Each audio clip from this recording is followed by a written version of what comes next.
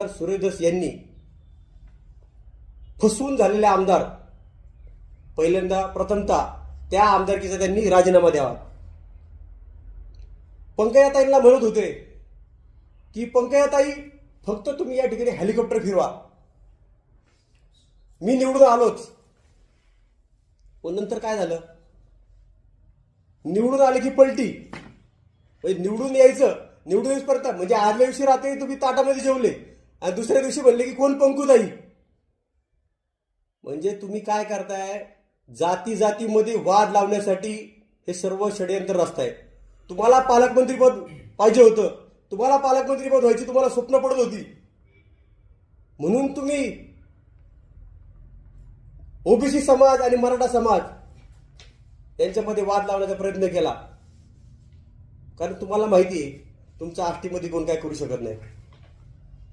त्यामुळे इथली जनता जी आज ओबीसी समाज जो भयभीत झालेला आहे त्याला सर्वस्वी जिम्मेदार जर कोण असतील तर आमदार सुरेश धस आहेत. मनोजदादा जारंगे पाटील यांनी तर स्पष्टच सांगितलं की इतिहासामध्ये 5000 वर्षांमध्ये असला गद्दार माणूस जर कोणी पाहिला असेल तर सुरेश धस आहे. म्हणजे एवढी भयानक परिस्थिती या ठिकाणी आहे. हा महाराष्ट्राला सांगतो रगेल वागायचं. रगेल रगेल कोणाला वागायचं सांगतो? आष्टीच्या गुन्हेगारांना. या ठिकाणी रगेल वागतोय कोण? तर आष्टीचे गुन्हेगार. आज दिलेले जर मी मुद्दे आहेत, पुरावे माझे त्या गोष्टी संदर्भात पुरावे की लोकांचं शारीरिक, मानसिक, आर्थिक हे जीवन उद्ध्वस्त होत चाललेलं आहे. तर मी राज्याचे उपमुख्यमंत्री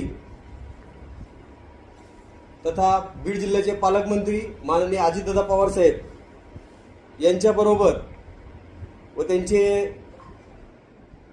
शिवसहायक आणि सर्व चर्चा ही केल्याच्या नंतरनं माननीय अजितदादांकडे मी विषय मांडलेले आहेत. ह्या त्याचे काही FIR आहेत व मोकोका अंतर्गत